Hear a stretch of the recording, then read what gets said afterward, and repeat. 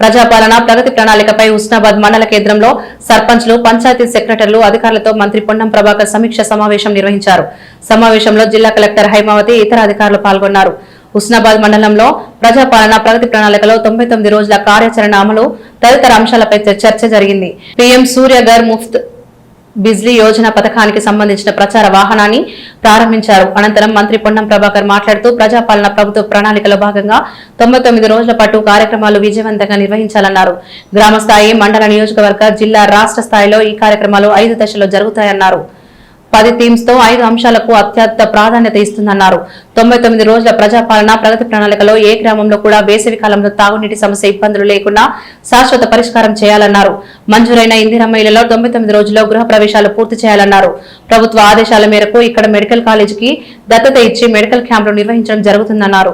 ప్రతి ఒక్కరికి వైద్య పరీక్షలు నిర్వహించాలన్నారు. సర్పంచ్లు, పంచాయతీ సెక్రటరీలు సమన్వయం చేసుకుని కార్యక్రమాలను నిర్వహించాలన్నారు. 99 రోజుల పాటు జూన్ 12 దాకా పరిపాలనకు సంబంధించినటువంటి ప్రణాళికతోటి కార్యక్రమాలు రూపొందించడం జరిగింది. ప్రజాపాలన ప్రగతి ప్రణాళిక పేరు మీద జరిగే ఈ కార్యక్రమంలో 99 రోజుల పాటు వివిధ డిపార్ట్మెంట్ కార్యక్రమాలు మీ అందరికీ తెలుసు. మండల స్థాయిలో వికేంద్రీకరణగా, గ్రామ స్థాయి కేంద్రంగా ఈ కార్యక్రమాలను విజయవంతంగా స్థానిక సర్పంచులు, ఉప సర్పంచులు, వార్డు సభ్యులు, మండల స్థాయి, గ్రామ స్థాయి అధికారులందరూ కలిసి ఈ కార్యక్రమాన్ని హుస్నాబాద్ మండలంలో విజయవంతంగా అగ్రభాగాన్ని నిల్చుండబెట్టాలని సందర్భంగా కోరుతా ఉన్నాను. అందులో 10 అంశాల మేరకు కార్యక్రమం జరుగుతోంది. ఈ 10 అంశాల్లో భాగంగా కూడా ప్రత్యేకించి 5 అంశాలకు అత్యంత ప్రాధాన్యత 10 థీమ్స్ 10 రకాల కార్యక్రమాలకు రాష్ట్ర ప్రభుత్వం రూపొందించింది. నేను ప్రత్యేకించి హుస్నాబాద్ శాసనసభ్యుడిగా 5 కార్యక్రమాల మీద మీ అందరి యొక్క భాగస్వామ్యానికి చాలా క్షేత్ర స్థాయి వరకు చేరే విధంగా కోరుతా ఉన్నా. ఒకటి, ముఖ్యంగా 99 రోజుల ఈ ప్రజాపాలన ప్రగతి ప్రణాళికతో పాటుగా త్రాగునీటి సమస్య ఏ గ్రామంలో కూడా ఉండకుండా రాబోయే వేసవి కాలంలో దానికి సంబంధించి ప్రణాళిక అమలు, సమస్య ఎదురు కాకుండా ఉండే విధంగా చర్యలు తీసుకోవడం నెంబర్ 1 ఎజెండా. నెంబర్ 2, ఇప్పటికే శాంక్షన్ అయిన ఇందిరమ్మ ఇళ్ళు ప్రజాపాలన ప్రగతి ప్రణాళికలో భాగంగా అందరూ కూడా గృహ ప్రవేశాలు చేసే విధంగా మన కార్యాచరణ తీసుకోవడం.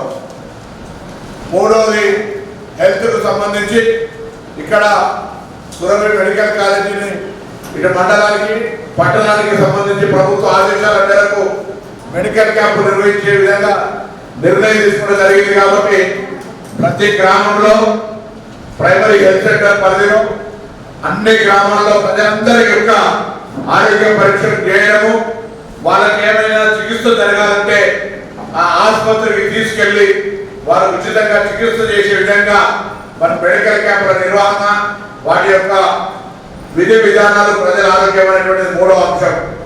4వ అంశంగా రాబోయే మళ్ళీ జూన్లో స్కూల్ స్టార్ట్ అయ్యే టైంకు మీ గ్రామాల్లో ఉన్నటువంటి పాఠశాలల్లో, ప్రభుత్వ పాఠశాలలో విద్యార్థుల సంఖ్య పెంచే విధంగా ఒక కార్యాచరణ తీసుకోవడం.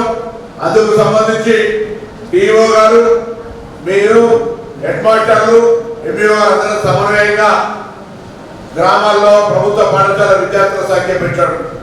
ఏదైనా గ్రామంలో ముందుకొచ్చి 100% ఒక పిల్లవారు కూడా బయటికి పోకుండా ఆ గ్రామ ప్రభుత్వ పాఠశాలలో చదివగలిగితే ఆ గ్రామంలో ప్రజాప్రతినిధికి ఏ కార్యక్రమం ఉందో ఆ కార్యక్రమం చేయడానికి సిద్ధంగా ఉన్నాం.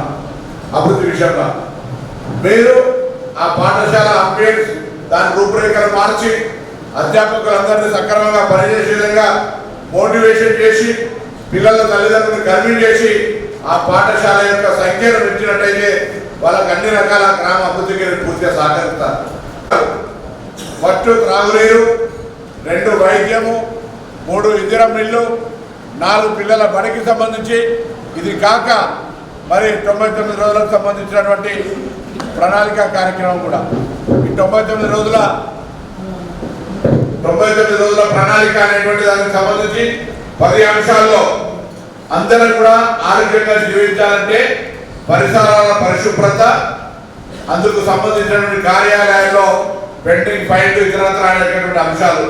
ఇందులో మున్సిపాలిటీల్లో లేదా గ్రామ పంచాయతీలో ఈ వేస్ట్ అంటే ఖరాబ్ అయిన టీవీలు, వాటర్ కూలర్లు, ఫ్రిడ్జ్లు, ఏదైనా వస్తువులు ఎలక్ట్రానిక్ కూడా చెడిపోతే వాటిని కూడా ఇళ్ళ నిరుపయోగించుకుంటారు, వాటిని పారేసే దగ్గర రాదు. కానీ ఇప్పుడు మహిళా సంఘాలు ఉపయోగించుకొని అటువంటి ఈ వేస్టేజ్ కలెక్షన్ చేయడం అనేటువంటిది పరిసరాల పరిశుభ్రత మరియు పైన పరీక్షలకు సంబంధించి.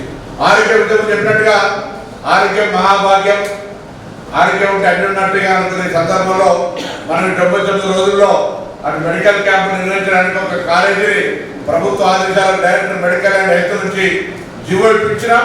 దాన్ని ఈ మండలంలో ఎగ్జిక్యూట్ చేసుకునే బాధ్యత జిల్లా మండల స్థాయి అధికారులది. దాంతో పాటుగా సురక్షితంగా చేసుకోండి అని ఏసీపీ గారు చెప్తారు. అలాగే అని రోడ్ సేఫ్టీ మీద దానికి సంబంధించిన జాగ్రత్తలు తీసుకునే అంశం కానీ ఒకరు కూడా ప్రాణాపాయం యాక్సిడెంట్లో పోకుండా కాపాడుకునే విధంగా చర్యలు తీసుకోవడం. దాన్ని జిల్లా కలెక్టర్ గారు చెప్తారు. రేషన్ కార్డులు ఎండించినాం, సన్న బియ్యం ఎండిస్తా ఉన్నాం, 200 యూనిట్ల ఫ్రీ ఎండిస్తున్నాం.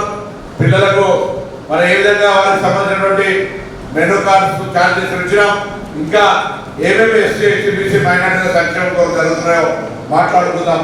తర్వాత పిల్లల భద్రత మరియు డ్రగ్స్ సంబంధించినటువంటి నో చెప్పే విధంగా ఈ కాలంలో చూస్తే మీ హుస్నాబాద్ మండలంలో కూడా గ్రామీణ ప్రాంతాల్లో పిల్లలు డ్రగ్స్ అంటే గంజాయి తాగి గడిపోతున్న విషయం వింటే చాలా బాధ కలుగుతుంది.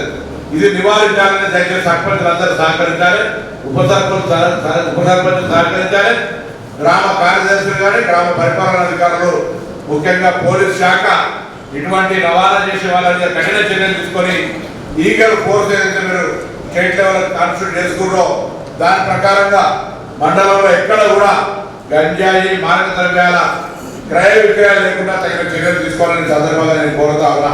రైతులకు సంబంధించినటువంటి వ్యవసాయము, పంటల మార్పిడి, ఆయిల్ ఫార్మ్ ప్రోత్సహించడము, ఇతర హార్టికల్చర్ క్రాప్స్ ప్రోత్సహించడము, ఆదాయాలు ఏ విధంగా పెంచుకోవాలనేటువంటిది వ్యవసాయానికి సంబంధించి. అదేవిధంగా విద్య ఇంతకుముందు చెప్పుకున్నాం. విద్య ఇటీవల సర్వే రాష్ట్ర వ్యాప్తంగా జరిగితే ఉన్నత స్థానానికి ఎదిగిన వాళ్ళందరూ కూడా వాళ్ళ కులముతోటో మతముతోటో డబ్బుతోటో భూమితోటో రాలే. వాళ్ళు విద్యావంతులు రావడం వల్లనే వాళ్ళు ఎదగడానికి కారణం అనేటువంటి సర్వేలో వచ్చింది. కాబట్టి విద్య అత్యంత ప్రాధాన్యమైనటువంటి అంశంలో మాట్లాడుతూ తర్వాత యువత మరియు క్రీడలు.